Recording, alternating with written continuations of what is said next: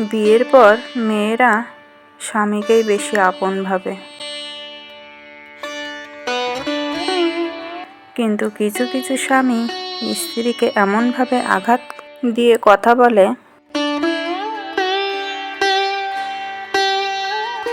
যেন মনে হয় স্ত্রী না থাকলেই সে সবথেকে বেশি খুশি হতো। কিন্তু তারা জানে না ছোটোখাটো কথাগুলো স্ত্রীকে কতটা কষ্ট দেয়। কারণ বিয়ের পরে মেয়েরা স্বামীকেই বেশি আপন ভাবে।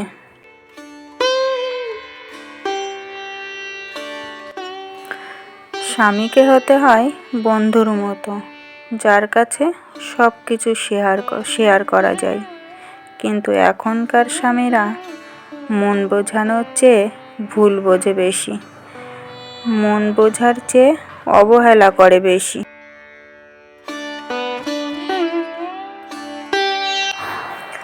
পরিবারের সাথে থাকে রক্তের সম্পর্ক,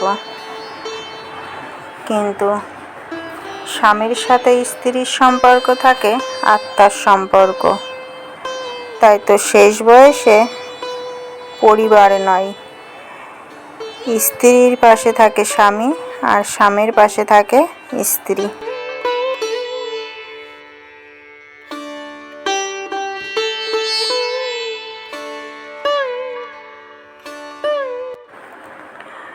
একজন স্ত্রীর সবচেয়ে বড় মানসিক ডাক্তার হচ্ছে তার স্বামী।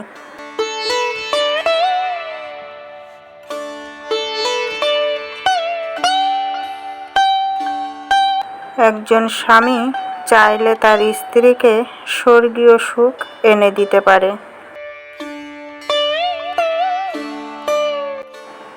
আবার চাইলে স্ত্রীকে অবহেলা আর অনাদরে দিয়ে মানসিক রোগীও বানিয়ে দিতে পারে।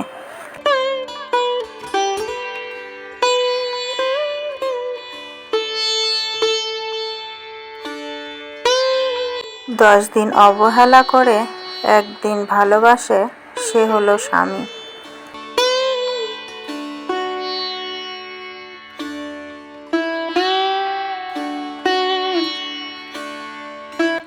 আর 10 দিনের অবহেলা ভুলে যায়, একদিনের ভালোবাসা পেলে সে হলো স্ত্রী।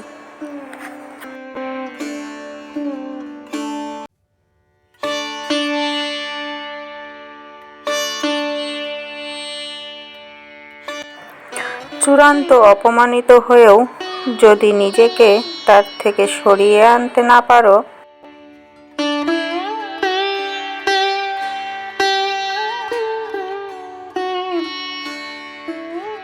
তাহলে জেনে রাখো আরো 1000টা অপমান তোমার জন্য অপেক্ষা করে আছে।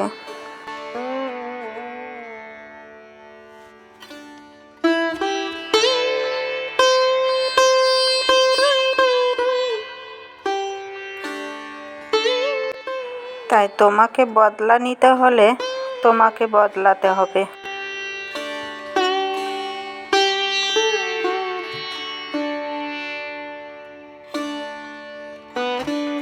অপমানের বদলা নিতে হলে নিজেকেই বদলাতে হবে।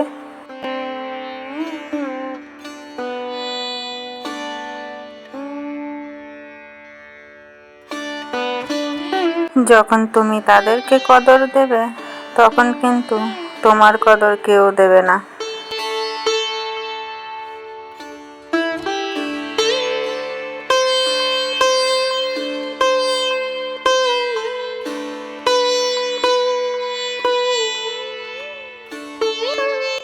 আবার যখনই তুমি সেখান থেকে সরে যাবে, তখন কিন্তু বলবে যে না, ও ছিল, ও খুব ভালো ছিল।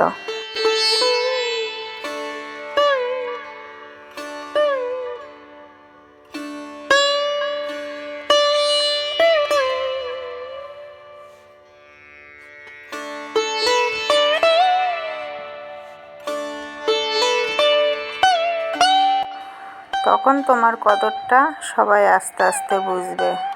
কিন্তু তুমি যখন সেখানে ছিলে, তোমার কদর কেউই দিত না, আর এখন তুমি যেই সরে এসেছো তুমি তাদের কাছে অনেক বড় কদর হয়ে উঠেছো।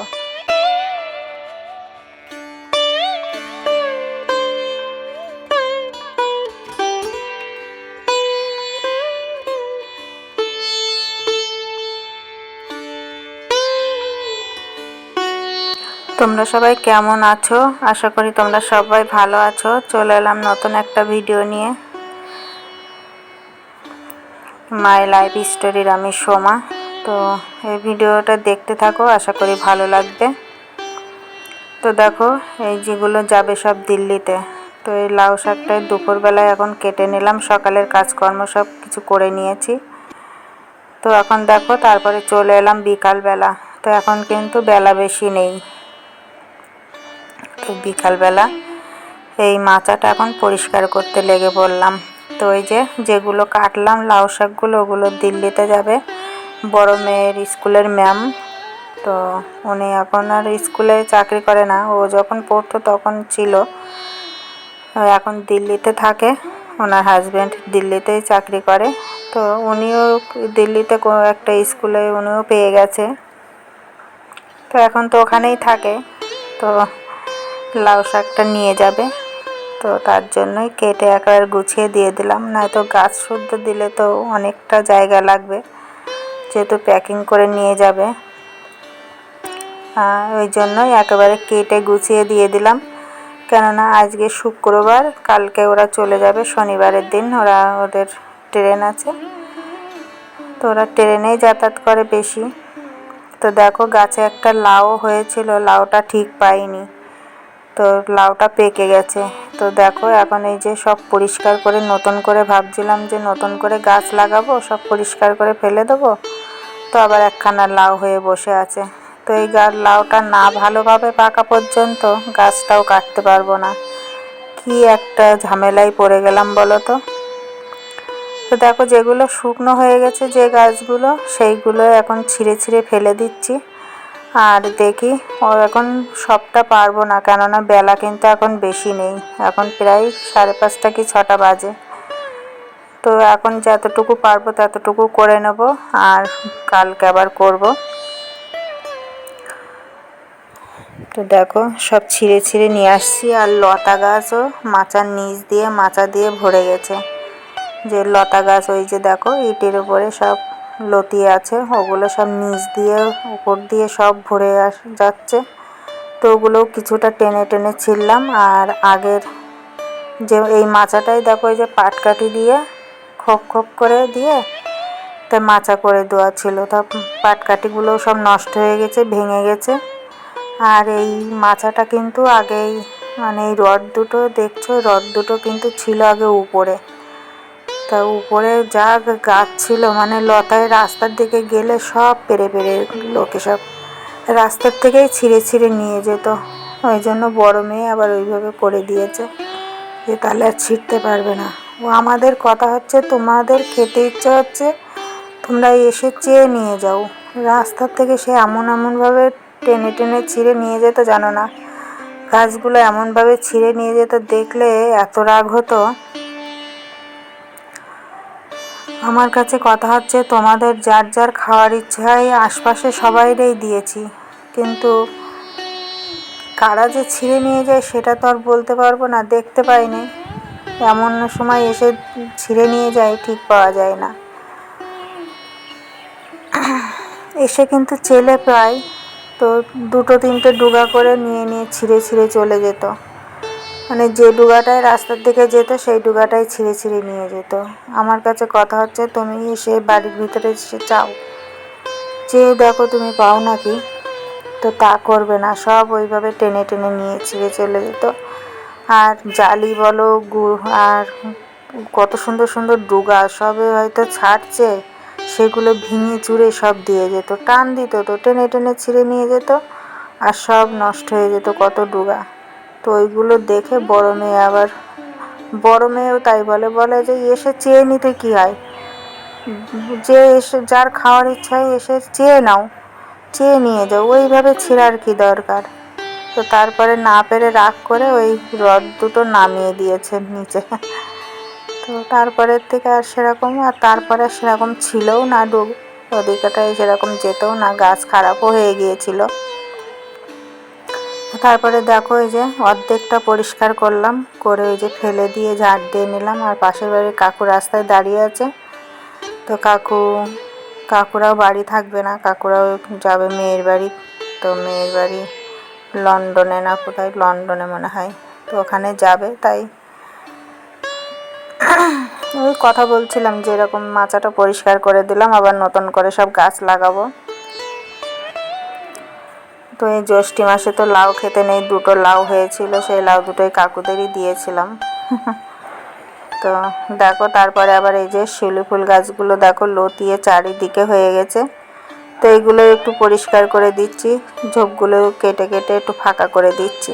আর আজকে আর নিচটা না ঝাড় দেবো না, কালকে একেবারে সব পরিষ্কার করে নিয়ে তারপরে ঝাড় দেবো।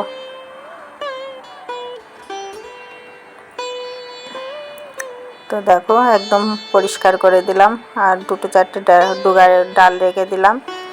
আর এই গাছটা না ভালো বাড়েনি, কিন্তু ওই যে ওই পাশের দিকে আর একটা গাছ হয়েছে, ওইটা বেশ ভালোই বেড়েছে। তো ওইটাও ওই সাইডে অনেক ঝোপ হয়ে গেছে। তো এগুলো সব কেটে দিচ্ছি, দেখো কেটে দিয়ে অল্প কটা রেখে দেবো যাতে সোজা হয়ে উপরে উঠে যায়। এটা মনে হচ্ছে এই যে বড় গাছটা মনে হচ্ছে সামনের এবার ফুল দিতেও পারে, এবার শীতের সময়। কিন্তু এর আগে যখন টবে লাগিয়েছিলাম, টবে ছিল আগে, তো টবে যখন ছিল 1 বছর বেশ ফুল ফুটেছিল, দুটো একটা করে ফুটতো। কিন্তু এই মানে এই আগের শীতটাই পাইনি ফুল। তো এবার হয়তো হতে পারে, গাছটা বেশ ভালোই বড় হয়ে যাচ্ছে।